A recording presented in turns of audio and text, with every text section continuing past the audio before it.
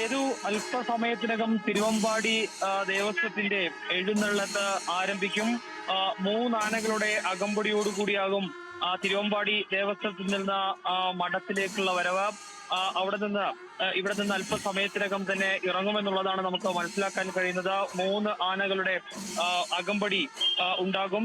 ബ്രഹ്മസ്വം മഠത്തിലേക്കാണ് പോകുന്നത്. ബ്രഹ്മസ്വം മഠത്തിലെത്തുമ്പോൾ അവിടെ ഇറക്കി പൂജയുണ്ട്. അവിടെ നിന്നാണ് ശ്രീ വടക്കുംനാഥ ക്ഷേത്രത്തിലേക്കുള്ള പ്രശസ്തമായ മഠത്തിൽ വരവ് ആരംഭിക്കുക. തിടമ്പേറ്റുന്ന ഗജവീരനൊപ്പം 15ഓളം ആനകളാണ് മഠത്തിൽ വരവിന് അണിനിരക്കുക. വളരെ പ്രശസ്തമായ മഠത്തിൽ വരവ് ആണ്. ഏതായാലും അല്പസമയത്തിനകം തന്നെ തിരുവമ്പാടി ദേവസ്വത്തിൽ നിന്നുള്ള എഴുന്നള്ളത്ത് ആരംഭിക്കും.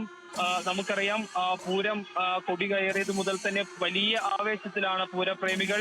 അതിന്റെ പെരുമയൊട്ടും കുറയാതെ തന്നെ ഈ പൂരപ്രേമികൾ പൂരത്തെ വരവേൽക്കുന്നു. വലിയ രീതിയിൽ തന്നെയുള്ള വർണ്ണാഭമായ കാഴ്ചകൾ നമുക്ക് എങ്ങു നിന്നും കാണാൻ കഴിയുന്നു. അങ്ങനെ പൂരം കൊട്ടിക്കയറുകയാണ്. പൂരപ്രേമികളെ സംബന്ധിച്ചിടത്തോളം വലിയ ആവേശമുണ്ടാക്കുന്ന കാഴ്ചകളാണ് നമുക്ക് ഇവിടെ നിന്നൊക്കെ കാണാൻ കഴിയുന്നത്.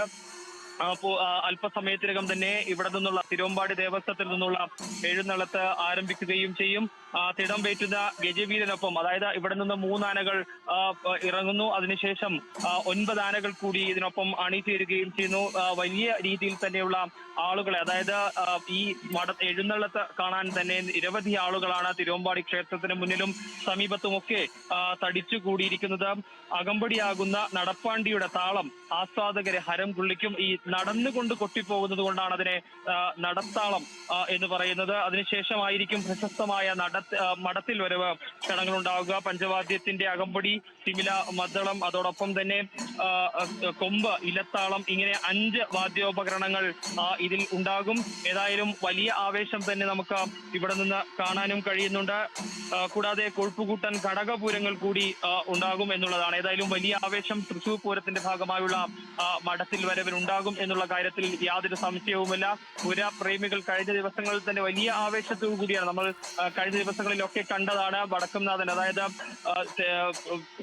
കൊമ്പൻ എറണാകുളം ശ്രീകുമാർ തെക്കേനട തുറന്നു വന്നപ്പോൾ സ്വാഭാവികമായും ഹൃദയം താളം പിടിക്കുന്ന സംഗീതം, കണ്ണുകൾ നിറയുന്ന നിറങ്ങൾ, ആത്മാവിനെ സ്പർശിക്കുന്ന വിശ്വാസം, ഇതൊക്കെയും ചേർന്നതാണ് തൃശൂർ പൂരം, പൂരങ്ങളുടെ പൊടിപൂരം. ആ പൊടിപൂരം ഇതാ കൊട്ടിക്കയറുന്നു.